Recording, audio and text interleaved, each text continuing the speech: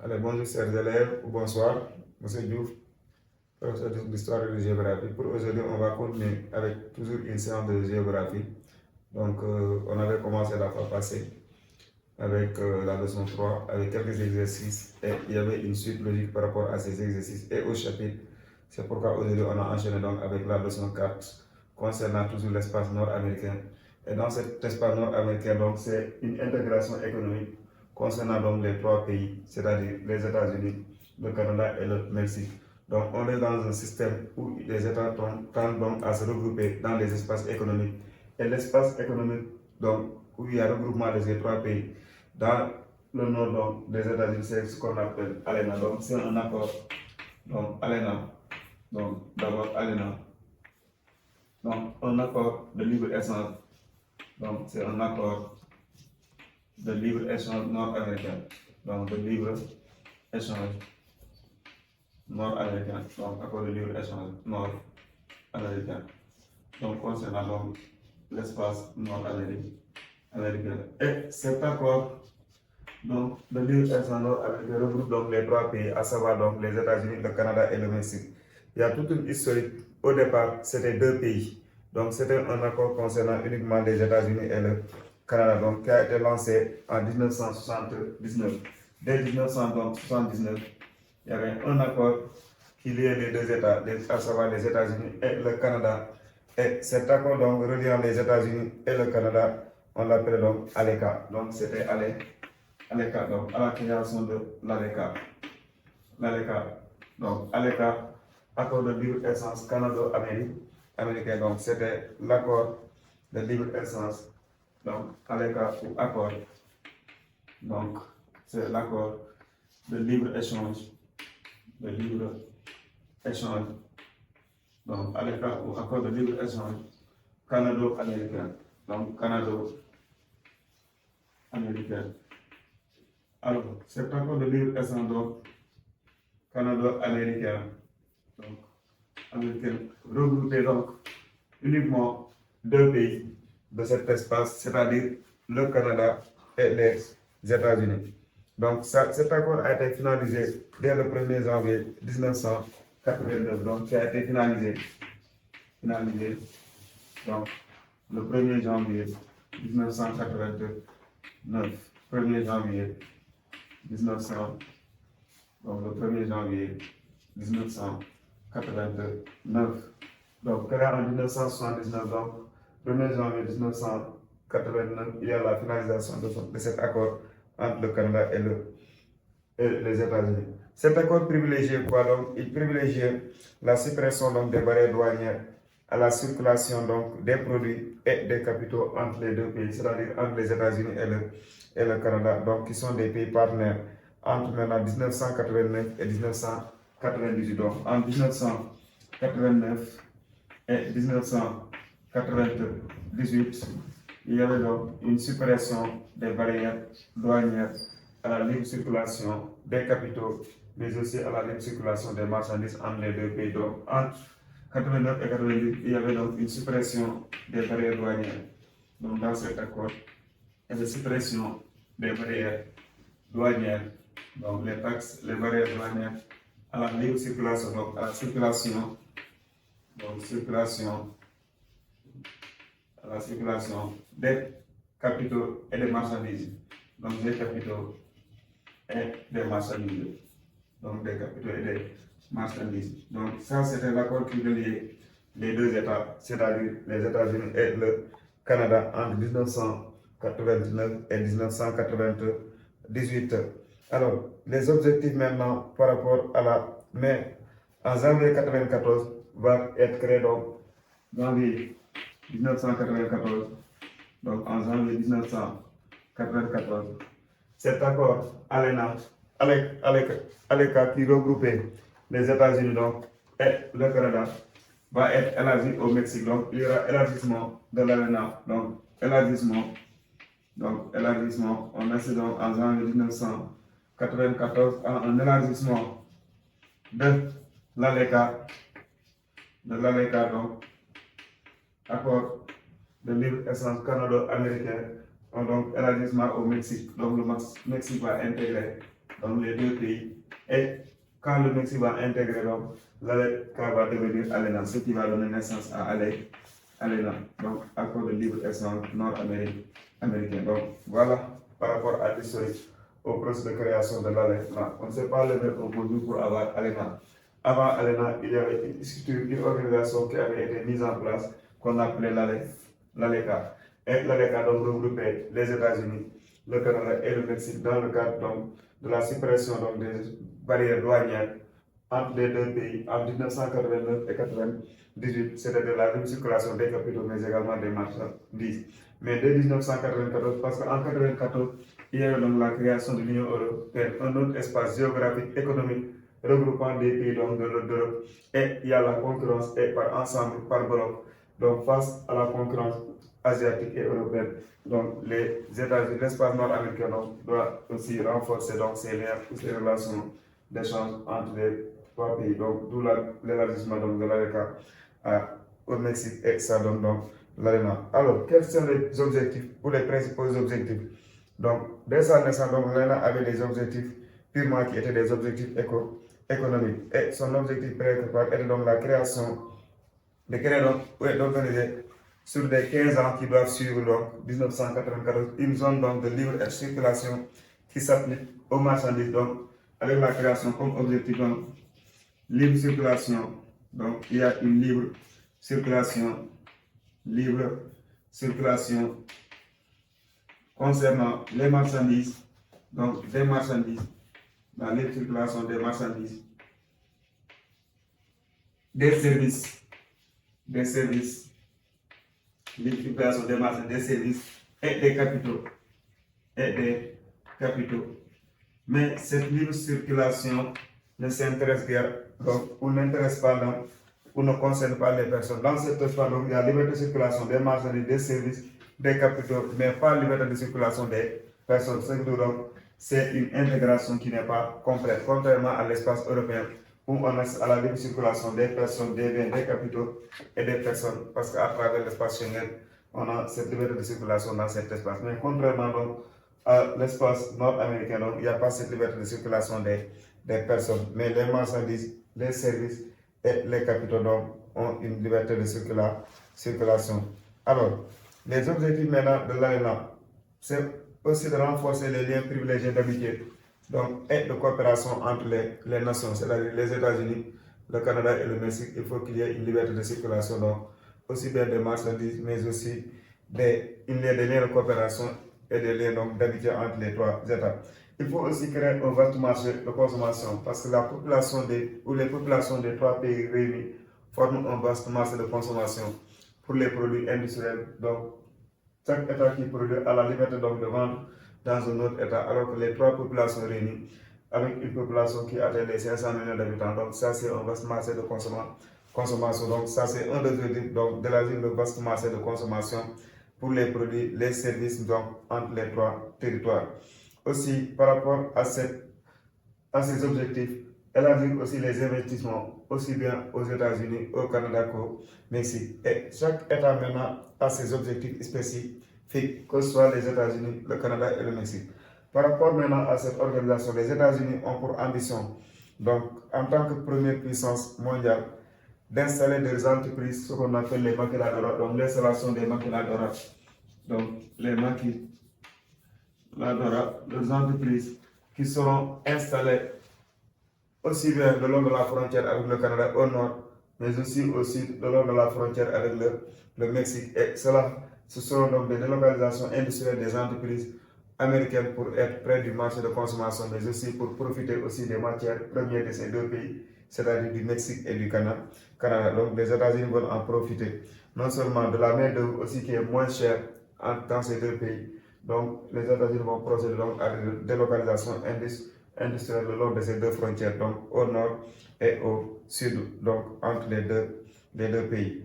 Et aussi par rapport à cela, les États-Unis veulent aussi, avec l'installation de ces entreprises, freiner les flux migratoires, surtout la migration clandestine des Mexicains donc vers les États-Unis. Donc ça, c'est une façon aussi de limiter cette circulation donc, clandestine donc, des Mexicains vers les États-Unis. Maintenant, quant au Canada, un pays donc développé, mais dont le niveau de développement n'est pas le même que celui des États-Unis, parce que les États-Unis sont plus en avance. Le Canada veut aussi atteindre le marché de consommation, le vaste marché de consommation des États-Unis qui dépasse déjà les 300 millions d'habitants. Ça permet donc au Canada de pouvoir donc vendre librement ses produits à l'intérieur donc de ce marché de consommation des États-Unis et aussi d'exporter son énergie, mais aussi ses matières premières vers les États-Unis, donc qui en ont besoin pour propulser le développement industriel. Quant au Mexique, donc avec sa particularité d'un pays émergent, donc dans cet espace, qui souhaite réduire ou traduire par une grande expansion de ses maquiladoras les investissements américains pour relancer son économie, mais aussi réduire son taux de chômage. Parce qu'avec l'installation de ces maquiladoras le long de la frontière avec le Mexique, ça permet maintenant au Mexique donc de réduire son taux de... En haut, c'est Alena au lieu de... Alena, oui, c'est Alena, merci. Donc, après le livre est en Nord-Amérique américaine. Donc, c'est ton commentaire, quoi. Oui, merci. Donc, pour cette information. Donc, c'est Alena à la Prada. C'est en bas où on a Alega. Donc, en haut, c'est Alena. Donc, voilà donc les objectifs par pays. Alors, par rapport maintenant à son bilan, là, c'était par rapport à l'historique. Donc, le 1, c'était l'historique. On a représenté donc l'historique et ses objectifs. Il y a un objectif général et des objectifs spécifiques. Chaque État maintenant a ses objectifs spécifiques. Donc là, après historique et objectif, donc c'était l'historique qu'on a retracé. Et par rapport à son historique, on est passé donc de l'ALECA à l'ALENA. Donc l'ALECA en 1979, avec donc sa finalisation en 1989, 94, donc la création en janvier 94, donc la création de l'ALENA avec l'intégration donc du Mexique et des objectifs maintenant, par l'objectif général, la liberté de circulation des marchandises, des services et des capitaux entre les trois pays. Spécifiquement pour chaque pays, les États-Unis ont des objectifs, le Mexique en a de même que le Canada. Alors, historiquement, et en deux, les objectifs. Donc, objectifs. Alors, pour le grand de maintenant, ce sera le bilan. Donc, le bilan de l'ALENA. Quel bilan? C'est-à-dire quelles sont les réalisations et quels sont les points faibles ou les limites de cette organisation. Par rapport au bilan maintenant, il y a des réalisations. Donc, dans le bilan, il faut tirer des réalisations. Donc, quand on parle de ces réalisations, ce sont les succès ou les réussites. Donc, ce sont des réussites. Donc, les réussites, ce que l'ALENA a pu concrétiser ou les succès donc, de l'ALENA. Donc, quand on parle de réalisation, donc, ce sont les réussites ou les succès donc, de cette organisation. Alors, par rapport à ces réalisations, la population donc, des trois pays regroupés environ 500 millions d'habitants donc, forme un vaste marché de consommation. Et dans cet espace, le niveau de vie de la population donc, devient de plus en plus élevé. Donc, avec l'intégration des trois pays, il y a une augmentation du niveau de vie de la population. Donc, dès la première année d'ouverture, on constate effectivement les flux de circulation de marchandises, des services et des capitaux aussi à augmenter. Donc, entre les trois pays, donc le commerce trilatéral entre les États-Unis, le Canada, le Mexique donc, a connu une forte hausse et a atteint 1200 milliards de dollars, ce qui n'a pas été depuis des années, donc avant 1994. Donc, par rapport à son commerce, on a assisté à une forte augmentation donc, de ces échanges et le PIB aussi de cet espace a augmenté. Donc, entre les flux du Mexique vers les États-Unis, on a constaté que les États-Unis ont absorbé par rapport à ce que les Asiatiques avaient auparavant commencé à gagner le marché. Donc, fort de ce constat, donc c'est vrai que l'ALENA a eu plein de succès dans le domaine du commerce, donc des échanges entre les trois pays, mais aussi du niveau de vie, l'augmentation du niveau de vie des populations donc des trois pays, mais aussi l'augmentation du PIB de ces trois pays. Donc, comme réussite au succès, on peut donner donc par rapport au commerce, il y a augmentation des échanges commerciaux, il y a amélioration du niveau de vie des populations, mais également on peut aussi noter le PIB global ou le PIB par habitant. Donc, dans cet espace a augmenté. Et le dernier point, donc, sera limites. Donc, après les réalisations, il y a les limites. Et quand on parle de limites, donc c'est ce qu'il y a comme échec. Là où l'ALENA n'a pas réussi, donc ce sont des échecs donc, par rapport à cette intégration. Alors, l'ALENA donc est un accord qui n'est pas encore donc généralisé parce qu'il y a liberté de circulation des produits, mais pas liberté de circulation des personnes. Ça, c'est d'abord un point faible donc, de cet accord. Alors, quand on parle d'intégration, l'intégration doit être une intégration complète. Donc, l'intégration dans cet espace, c'est une intégration incomplète parce qu'il n'y a pas de liberté de circulation des personnes. Alors, dans la mondialisation, il y a plusieurs flux de nature différente. Il y a des flux de marchandises, il y a des flux de capitaux, il y a des flux d'informations, mais il y a aussi des flux migratoires. Donc, dans les grands flux, il y a les flux migratoires.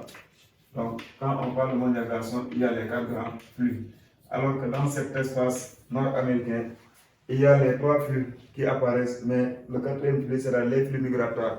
Cette liberté de circulation des personnes, donc, n'y est pas. Alors qu'on est dans la mondialisation où il doit y avoir liberté de circulation donc, des personnes, mais également des biens, des capitaux, des informations. Donc, voilà un point faible aussi de cet accord.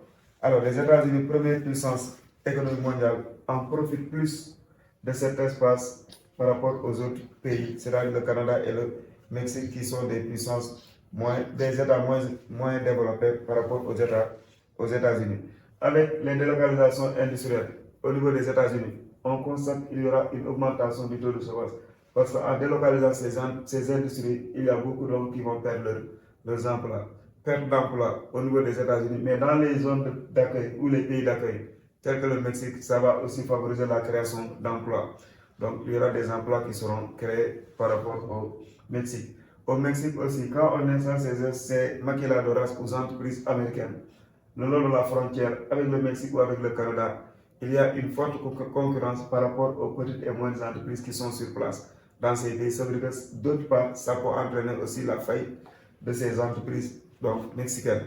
Et au niveau aussi de l'agriculture mexicaine, par rapport à la production de maïs, parce que le Mexique est un grand producteur de maïs, la concurrence donc déloyale avec les agriculteurs américains, ça favorise donc la faillite ou une perte donc des entreprises des agriculteurs mexicains.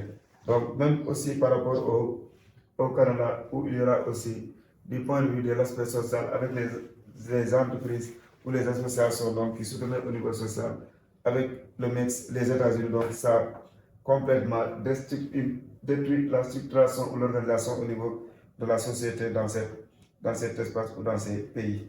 Et le dernier point donc, concerne les réformes de l'ALENA, donc les réformes actuelles. Donc, le grand point, donc, c'est les réformes.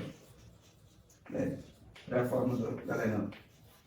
Donc, avec l'arrivée au pouvoir de Donald Trump dès son premier mandat, donc pas ce mandat-là, donc en 2018, il avait amené donc des réformes donc, concernant cet espace. Alors, dans ces réformes, donc l'accord doit être revu. Et pour revoir cet accord donc, en 2018, c'est-à-dire précisément donc, le 30 novembre 2018, un nouveau accord donc, sera signé. Ce sera donc l'AEUMR, donc l'accord États-Unis, donc ce sera l'accord États-Unis, donc Mexique, Canada, AEMUC, Mexique, États-Unis, l'accord États-Unis, Mexique, Canada. Donc, accord États-Unis, c'est l'accord États-Unis, Mexique, Canada. Donc, un nouveau accord. Et concernant ce nouvel accord qui sera signé, donc ça va pour le Mexique et le Canada. Ça concerne surtout du domaine du lait et de l'automobile. C'est-à-dire la circulation donc, de ces marchandises concernant donc le lait et le Mexique, surtout entre le Canada et les États-Unis. L'ensemble des pièces qui seront fabriquées, donc contribuant à la fabrication, par exemple, de l'automobile, les 75% des pièces détachées doivent être, donc la matière première doit provenir de ces pays, de ces 3 pays. Si la matière première ne provient pas, donc les 75%, ils vont subir donc des taxes ou une élévation des taxes douanières sur ces produits. Concernant le lait aussi, où le Canada est un grand producteur de lait, la grande partie donc de son lait favore le marché américain, donc, qui en a besoin, le marché donc, des États-Unis qui en a besoin, il faut donc une circulation donc, de ce produit donc, qui est le lait. Au niveau aussi de cet espace, les difficultés actuelles par rapport à cette élargissement ou à ces réformes, on a assisté récemment en 2025 à des élévations de taxes douanières des États-Unis qui ont imposé une élévation de 25% sur certains produits en provenant du Mexique, mais également en provenant du Canada. Et ces États, même étant membres de cet accord, ont aussi riposté réciproquement en élevant les taxes ou les droits de douane en provenant donc des États-Unis. Donc, ça veut dire que dans cet accord, donc, il n'y a pas encore entente par rapport à certains aspects. Voilà en gros pour ce qui concerne donc, le résumé avec l'historique, le bilan et les réformes actuelles donc, de l'ALENA. Alors, s'il n'y a pas d'intervention ou de question maintenant, on peut procéder maintenant à la correction des exercices. C'est quoi délocalisation des industries? Alors, délocalisation industrielle, c'est-à-dire l'usine qui est implantée quelque part. On a un autre marché, un autre site, on délocalise, on démantèle complètement l'usine pour l'installer ailleurs. L'usine qui est à Dakar maintenant, on peut enlever tout et amener ça à Tambacounda. On a délocalisé, c'est-à-dire changer le site. Le site d'implantation de l'usine, on change du point de vue géographique. Donc l'usine sera enlevée et amenée ailleurs. Une délocalisation, c'est pour être près soit de la matière première ou du marché de consommation. On a délocalisé, pris des usines au niveau des États-Unis qui ont été implantées ailleurs le long de la frontière avec le Mexique. C'est pour non seulement être près de la matière première, mais aussi avoir une main-d'œuvre bon marché, c'est-à-dire qui est moins cher. Donc on a délocalisé, on a amené les usines pour les transférer dans un autre site. C'est ça qu'on appelle une délocalisation industrielle. Donc délocaliser. Donc changer le site complètement. Le local est là, on prend le local et on l'amène ailleurs. On a délocalisé, on a changé le site de l'entreprise. Est-ce qu'on trouve cela? Alors, cette délocalisation industrielle, c'est des industries qui sont aux États-Unis. On va délocaliser, on va amener le long de la frontière. Ces industries sont au nord de la frontière avec le Mexique. On a parlé tout à l'heure de maquiladora. C'est ce qu'on appelle les maquiladoras. Ces entreprises délocalisées, appelées maquiladoras, donc sont installées le long de la frontière. Au nord, c'est entre le Mexique, les États-Unis et le Canada. Au sud, c'est la frontière avec les États-Unis et le Mexique. Voilà au niveau des frontières. C'est soit vers le nord, au nord des États-Unis, entre les États-Unis et le Canada, ou au sud des États-Unis, entre les États-Unis et le Mexique. C'est le long de la frontière. Et la délocalisation de ces entreprises favorise la création de ce qu'on appelle des villes jumelles. Les mêmes caractéristiques avec les mêmes populations donc qu'on retrouve de part et d'autre de la frontière. Donc, ça c'est de part et de la frontière. On a donc la délocalisation. C'est le long de la frontière avec le Mexique et avec le Canada. Délocalise vers les pays pauvres ou donc, la délocalisation, c'est au sein de l'espace nord-américain. On est dans l'espace nord-américain. C'est l'espace nord-américain. Donc, quand on parle de l'espace nord-américain, c'est les trois pays. Les États-Unis, le Canada et le Mexique. Quand on délocalise, c'est toujours dans ce même espace géographique. C'est-à-dire les entreprises sont délocalisées à partir des États-Unis vers le Canada ou vers le Mexique, mais tout au long de la frontière avec le Mexique ou le Canada. Ça ne sort pas de cet espace. Mais ça ne veut pas dire que les entreprises ne peuvent pas aller. C'est-à-dire une entreprise peut délocaliser pour être amenée ailleurs, en Afrique ou en Europe ou en Asie. Mais dans le cadre de l'accord entre les trois pays, ces délocalisations s'effectuent à l'intérieur de cet espace géographique. Donc, n'importe quelle entreprise peut être délocalisée n'importe où dans le monde. Mais ici, ça concerne uniquement l'espace nord-américain. Donc, l'espace géographique, c'est l'espace nord-américain.